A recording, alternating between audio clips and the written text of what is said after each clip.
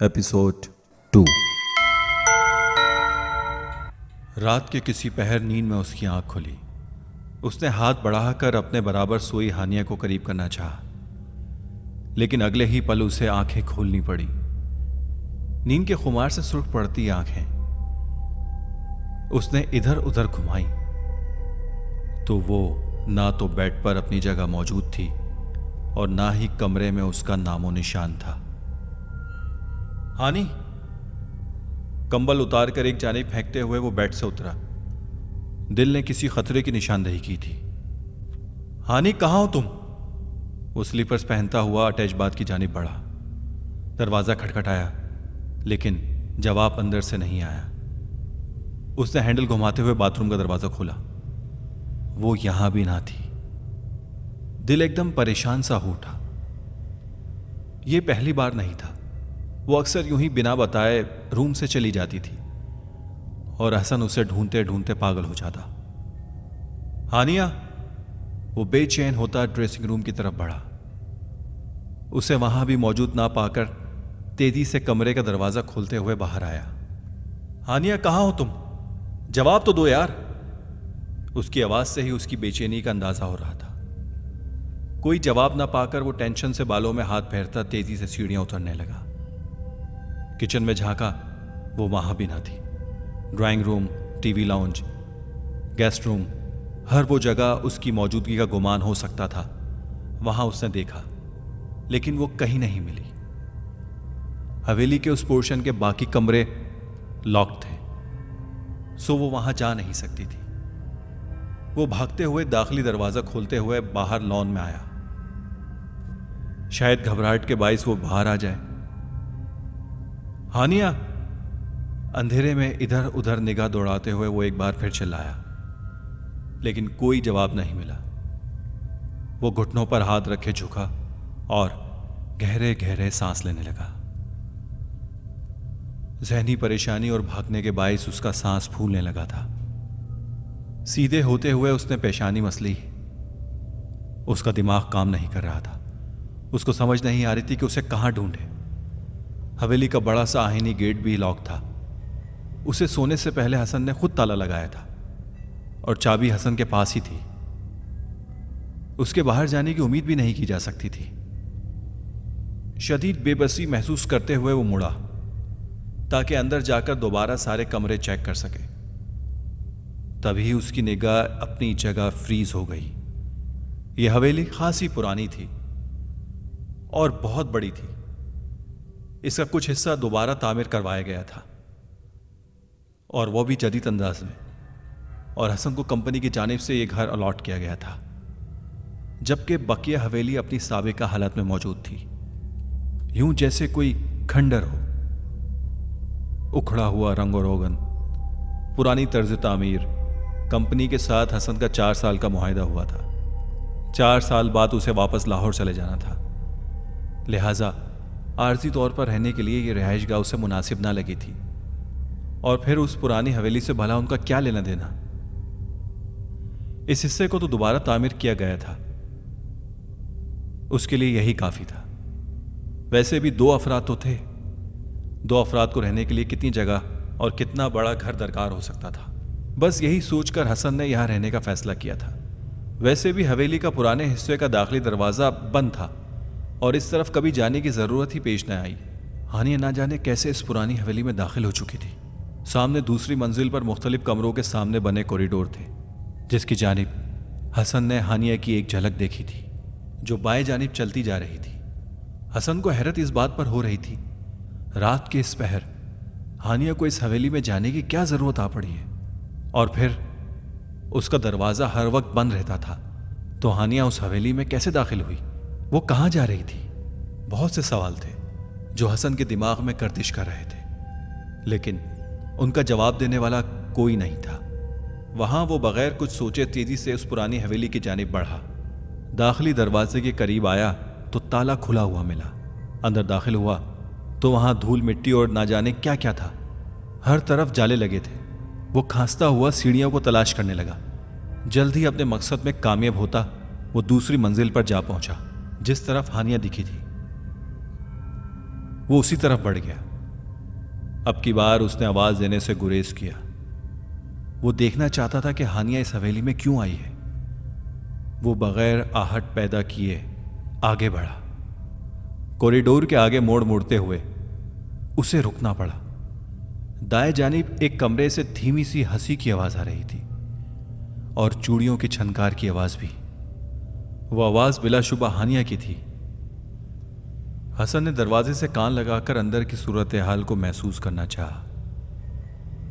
अब हानिया की बातें करने की आवाज सुनाई दे रही थी, लेकिन आवाज इतनी आहिस्ता थी कि हसन की समझ में कुछ नहीं आ रहा था।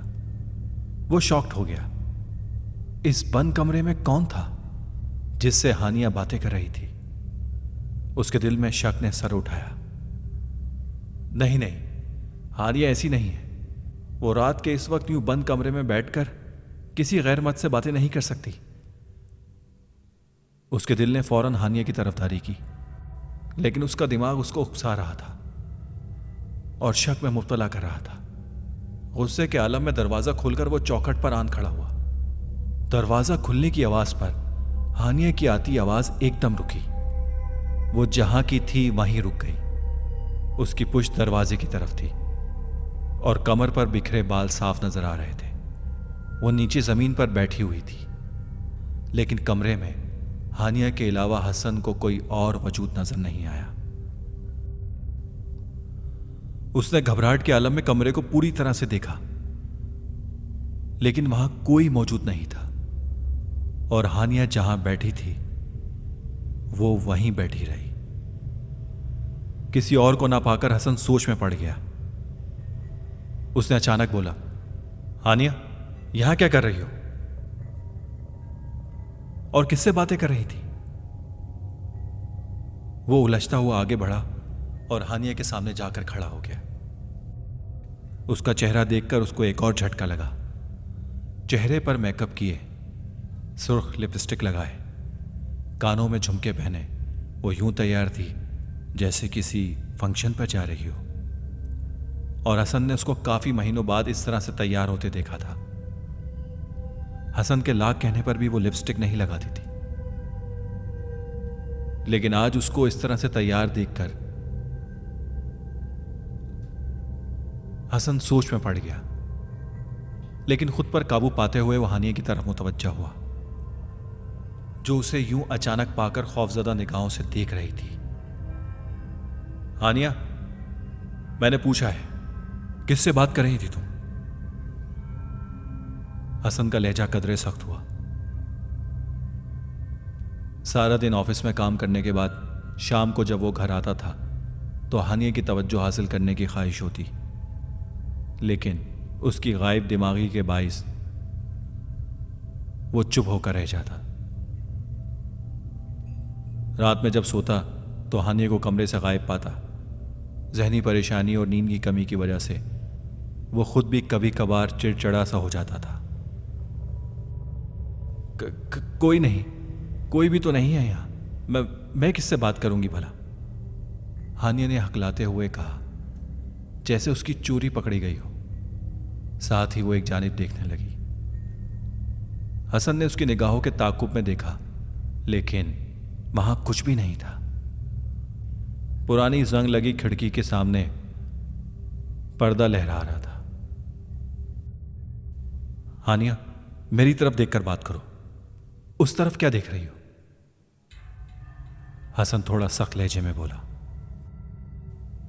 उसके पूछने पर हानिया ने हसन को एक नजर देखा और उसके बाद फौरन सर झुका लिया। हसन उसकी तरफ एक बार फिर मुतवज्जा हुआ और कहा, चलो उठो, घर चलें। एक हाथ से हानिया का हाथ थामा और उसको सहारा देकर उठने में मदद की, और वो भी बगैर कोई लफ्ज कहे उठ गई। अलबत्ता दरवाजे के करीब जाकर वो गर्दन मोड़कर पीछे देखने लगी थी।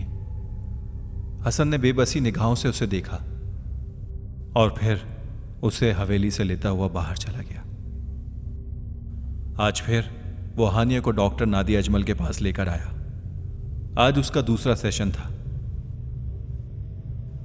इस एक हफ्ते में उसने खुद पूरी एहतियात से डॉक्टर की तजवीज़ करदा दवाएं हानिया को इस्तेमाल करवाई थी। लेकिन उसकी हालत में मामूली सा भी फर्क नजर नहीं आया था। हानिया को डॉक्टर के रूम में एक जानिब बिठाए।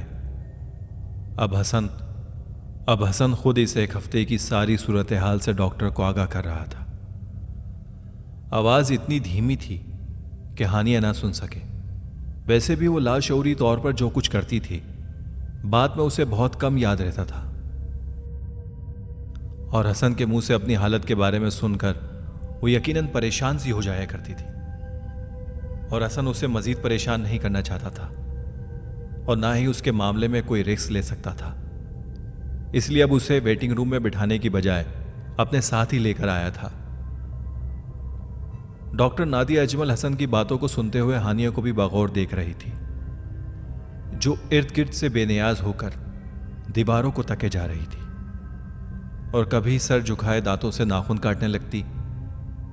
वो जब भी आती शुरू में उसकी यही हालत होती, फिर डॉक्टर नादिया अजमल से बात करके धीरे धीरे वो पुरसुकून हो जाती। मिस्टर हसन रजा, जब यूं मेडिसिन से भी मरीज को कोई फर्क नहीं पड़ रहा हो और ना ही वो अपने बारे में खुलकर कुछ बताने पर तैयार हो, तब हमें एक खुसूसी अमल करना पड़ता है जिसने हिप्नोटिज्म का नाम दिया जाता है। इस अमल में मरीज एक खास शहर में जकड़ा जाता है, उसका दिलो दिमाग हमारे काबू में आ जाता है। यूं समझ लें कि मरीज का खुद पर अपना कोई काबू नहीं रहता।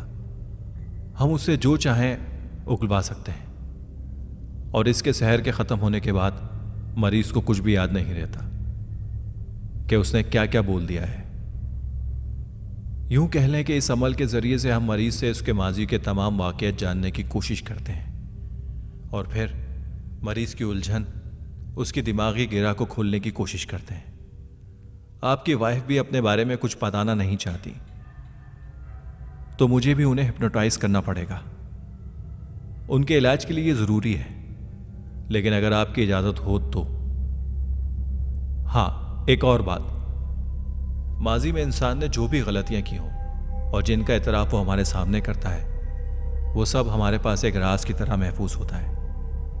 हम इसे रिकॉर्ड ज़रूर करते हैं लेकिन किसी को रिकॉर्डिंग देते नहीं हैं, क्योंकि अगर ऐसा ना किया जाए तो माजी की वजह से बहुत से लोगों का हाल तबाही की नज़र हो जाता है।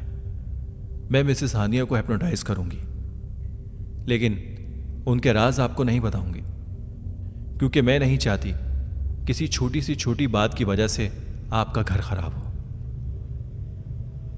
यह सब इलाज की नीयत से किया जा रहा है, तो जैसे ही मैं असल मसले तक पहुंचती हूं मैं उनका इलाज कर दूंगी।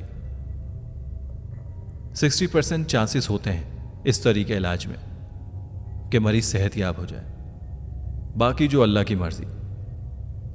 डॉक्टर नादिया अजमल की बातें सुनकर हसन की परेशानी में मजीद इजाफा हो रहा था, लेकिन फिलहाल उनकी बात मानने के सिवा कोई और चारा भी नहीं था। ठीक है डॉक्टर, जैसे आपको मुनासिब लगे। मुझे मेरी बीवी बहुत अजीज है और इसकी सेहतयाबी के लिए मैं कुछ भी करने के लिए तैयार हूं। अगर इस तरीके से वो वापस जिंदगी की तरफ लौट आती है तो इससे बड़ी खुशी की और क्या बात हो सकती है। डॉक्टर नादिया की बातों ने उसे एक उम्मीद का सहारा दिया। ठीक है, 2 दिन बाद यानी पीर को आप इन्हें मेरे पास लेकर आइएगा, फिर इनका ट्रीटमेंट शुरू करते हैं। तब तक मैं इनकी मेडिसिन चेंज कर रही हूं। ये एंटी डिप्रेशन मेडिसिन हैं, इसे इस्तेमाल करवाइए इन्हें। डॉक्टर नादिया की बात पर वो सर हिलाता उठा और कुछ फासले पर सर झुकाए बैठी हानिया को लेकर बाहर की तरफ आ गया। ठीक 2 दिन बाद हसन हानिया को लेकर डॉक्टर नादिया के पास आया। मिस्टर हसन, आप चाहें तो जा सकते हैं। मुझे कुछ वक्त दरकार है इस इलाज के लिए, चंद घंटे लगेंगे। अब ये आपकी मर्जी है कि आप बाहर वेट करना चाहते हैं या अगर आपको ऑफिस जाना है तो आप जा सकते हैं। डॉक्टर नादिया अजमल ने कुछ जरूरी सामान मेज पर रखते हुए हसन को मशवरा दिया। वो थोड़ा हैरान हो गया। चंद लम्हों बाद फैसला करते हुए उसने सर उठाया और कहा, ठीक है, मैं बाहर वेटिंग रूम में इंतजार कर लूंगा।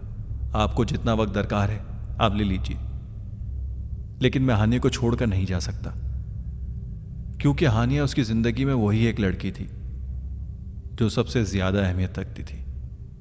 इससे कबल वो काम की धुन पर खुद को सवार करके अपने आप को तन्हाई का आदी बना चुका था। लेकिन अब नहीं, अब अपनी गलतियों को सुधारने का वक्त था और उसे हर जगह हानिया के साथ ही होना था।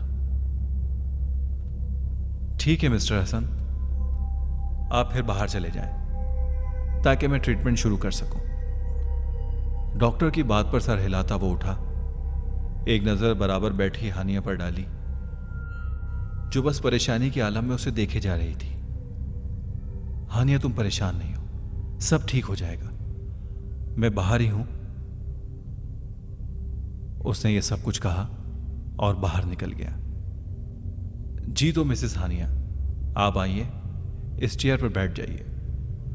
डॉक्टर नादिया अजमल के कहने पर वो उठी और उनकी बताई हुई चेयर पर बैठ गई।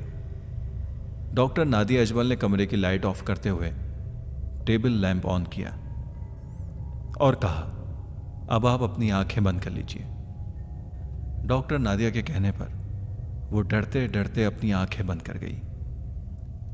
चंद लम्हों बाद उसे लगा कि उसके सोचने समझने की सलाहियत खत्म हो रही है, दिमाग जैसा सुन हो रहा है। उसे महसूस होने लगा जैसे उसका जहन गहरी नींद में डूबता जा रहा है।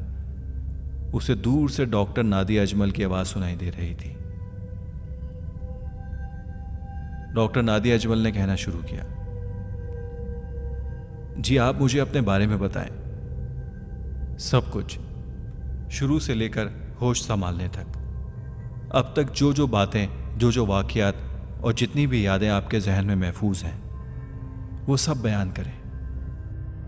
Doctor Nadia voice recorder on करके उसके बोलने का इंतजार करने लगी।